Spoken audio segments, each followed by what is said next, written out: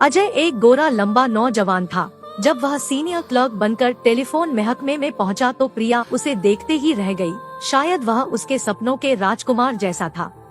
कुछ देर बाद बड़े बाबू ने पूरे स्टाफ को अपने केबिन में बुलाकर अजय से मिलवाया। प्रिया को अजय से मिलवाते हुए बड़े बाबू ने कहा, अजय ये है हमारी प्रिया और प्रिया ये है हमारे ऑफिस के नए क्लर्क अजय। प्रिया ने एक बार फिर अजय को ऊपर से नीचे तक देखा और मुस्कुरा दी। ऑफिस में अजय का आना प्रिया की जिंदगी में भूचाल लाने जैसा था। वह घर जाकर अजय के सपनों में खोई रही। दिन में हुई मुलाकात को भूलना अब उसके बस में नहीं था। अजय और प्रिया हम उम्र थे। प्रिया के मन में उधेड़बुन चल रही थी। उसे लग रहा था कि काश वह अजय से 2 साल पहले मिली होती, क्योंकि प्रिया की शादी 2 साल पहले मनोज से हुई थी। वह एक प्राइवेट कंपनी में असिस्टेंट मैनेजर था। घर में किसी चीज की कोई कमी नहीं थी, मगर मनोज को कंपनी के काम से अक्सर बाहर ही रहना पड़ता था। घर में रहते हुए भी वह प्रिया पर कम ही ध्यान दे पाता था। यूँ तो प्रिया एक अच्छी बीवी थी, पर मनोज का बार बार शहर से बाहर आना जाना उसे पसंद नहीं था। मनोज का सपाट रवैया उसे अच्छा नहीं लगता था। वह तो एक ऐसे पति का सपना लेकर आई थी जो उसकी इच्छाओं को अच्छे से पूरा कर सके, लेकिन मनोज हमेशा अपने काम में लगा रहता था। अगले दिन अजय समय से पहले ही ऑफिस पहुंच गया। वह अपनी सीट पर बैठा कुछ सोच रहा था कि तभी प्रिया ने अंदर कदम रखा। अजय को सामने देख प्रिया ने उससे पूछा कि कैसे हैं आप, आपका इस शहर में पहला दिन कैसा रहा। अजय ने सहज होकर जवाब दिया, मैं ठीक हूँ, पहला दिन तो अच्छा ही रहा, आप कैसी हैं? प्रिया ने चहकते हुए कहा, खुद ही देख लो, एकदम ठीक हूँ। इसके बाद प्रिया लगातार अजय के करीब आने की कोशिश करने लगी। धीरे धीरे अजय भी खुलने लगा और दोनों ऑफिस में हंसते बतियाते रहते थे। लेकिन ऑफिस के दूसरे लोग उनकी इस बढ़ती दोस्ती से अंदर ही अंदर जलते थे, जो पीठ पीछे जली कटी बातें भी करने लगे थे। जब प्रिया का जन्मदिन आया तो अजय ने उसे एक बढ़िया सा तोहफा दिया और कैंटीन में ले जाकर लंच भी कराया।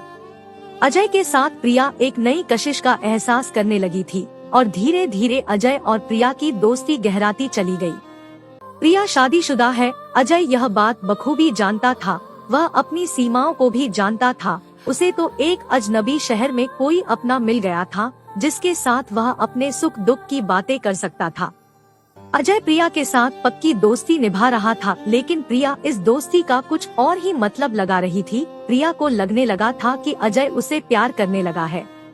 अब प्रिया पहले से ज्यादा खुश रहने लगी थी। वह अपने मेकअप और कपड़ों पर भी ज्यादा ध्यान देने लगी थी। उस पर अजय का नशा छाने लगा था। वह मनोज का वजूद भूलती जा रही थी, क्योंकि अजय हमेशा उसकी पसंद नापसंद का ख्याल रखता था। उसकी हर बात की तारीफ किए बिना नहीं रहता था। एक दिन प्रिया ने अजय को डिनर पर अपने घर बुलाया। अजय सही समय पर प्रिया के घर पहुंच गया। नीली जीन्स, सफेद शर्ट में अजय बहुत हैंडसम लग रहा था। उधर प्रिया भी किसी परी से कम नहीं लग रही थी। उसने नीले रंग की बनारसी साड़ी पहन रखी थी, जो उसके गोरे हसीन बदन पर खूब जच रही थी। अजय के दरवाजे की घंटी बजाते ही प्रिया की बांछें खिल उठीं। उसने मीठी मुस्कान बिखेरते हुए दरवाजा खोला और अजय को हाथ पकड़कर अंदर ले आई। ड्राइंग रूम में बैठा अजय इधर उधर देख रहा था कि तभी प्रिया चाय लेकर आ गई। अजय ने पूछा, मैडम मनोज जी कहाँ हैं? कहीं दिखाई नहीं दे रहे। प्रिया जोर से बोली, वह कंपनी के काम से हफ्ते भर के लिए हैदराबाद गए हैं। उन्हें मेरी जरा भी फिक्र नहीं रहती है। मैं अकेली दीवारों से बातें करती रहती हूँ। खैर छोड़ो, चाय ठंडी हो रही है।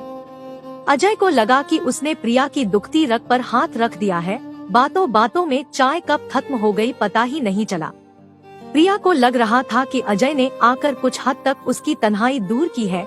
अजय कितना अच्छा है, बात बात पर हंसता मुस्कुराता है, उसका कितना ख्याल रखता है। तभी अजय ने ठोकते हुए पूछा, प्रिया कहाँ खो गई तुम? अरे कहीं नहीं, सोच रही थी कि तुम्हें खाने में क्या क्या पसंद है। अजय ने चुटकी लेते हुए जवाब दिया, बस यही राजमा पुलाव, रायता, पूरी पराठे और मूंग का हलवा, बाकी जो आप खिलाएंगी वही खा लेंगे। क्या बात है, आज तो मेरी पसंद हम दोनों की पसंद बन गई, प्रिया ने खुश होते हुए कहा। कुछ देर के अंदर ही प्रिया ने खाना तैयार कर लिया और फिर अजय को डाइनिंग टेबल पर लेकर गई। अजय ने खाने की तारीफ करते हुए कहा, वाह क्या खाना बनाया है, मैं तो उंगली चाटता रह गया। तुम इसी तरह खिलाती रही तो मैं जरूर मोटा हो जाऊंगा। शुक्रिया जनाब, और मेरे बारे में आपका क्या ख्याल है? कहते हुए प्रिया ने अजय पर सांवलिया निगाह डाली। अरे आप तो कयामत है, कयामत, कहीं मेरी नजर ना लग जाए आपको। अजय की बात सुनकर प्रिया झूम उठी, उसकी आंखों के डोरे लाल होने लगे थे। वो रोमांटिक अंदाज में अपनी कुर्सी से उठी और अजय के पास जाकर स्टाइल से कहने लगी, अजय आज मौसम कितना हसीन है, बाहर बूंदों की रिमझिम हो रही है और यहाँ हमारी बातों की। चलो एक कदम और आगे बढ़ाएं, क्यों ना प्यार मोहब्बत की बातें करें। इतना कहकर प्रिया ने अपनी गोरी गोरी बाहें अजय के गले में डाल दी। अजय प्रिया का इरादा समझ गया। एक बार को तो उसके कदम लड़खड़ाए, मगर जल्दी ही उसने खुद पर काबू पा लिया और प्रिया को अपने से अलग करते हुए बोला, प्रिया जी आप यह क्या कर रही हैं? क्यों अपनी जिंदगी पर दाग लगाने पर तुली हैं? पल भर की मौज मस्ती आपको तबाह कर देगी। अपने जज्बातों को काबू कीजिए। मैं आपका दोस्त हूँ, अंधी राहों पर धकेलने वाला हवस का गुलाम नहीं। आप अपनी खुशियाँ मनोज जी में तलाशिए, आपके इस शरीर पर उन्हीं का हक है, उन्हें अपनाने की कोशिश कीजिए। इतना कहकर अजय तेज कदमों से घर से चला गया। प्रिया उसे देखती रह गई। उसे अपने किए पर अफसोस हो रहा था। वह सोचने लगी थी, मैं क्यों इतनी कमजोर हो गई हूँ? क्यों अजय को अपना सब कुछ मान बैठी? क्यों इस कदर उतावली हो गई? अगर अजय ने मुझे आज ना रोका होता तो शायद मुझे इस गलती का जिंदगी भर पछतावा रहता। वह मुझे ब्लैकमेल भी कर सकता था, मगर वह ऐसा नहीं है।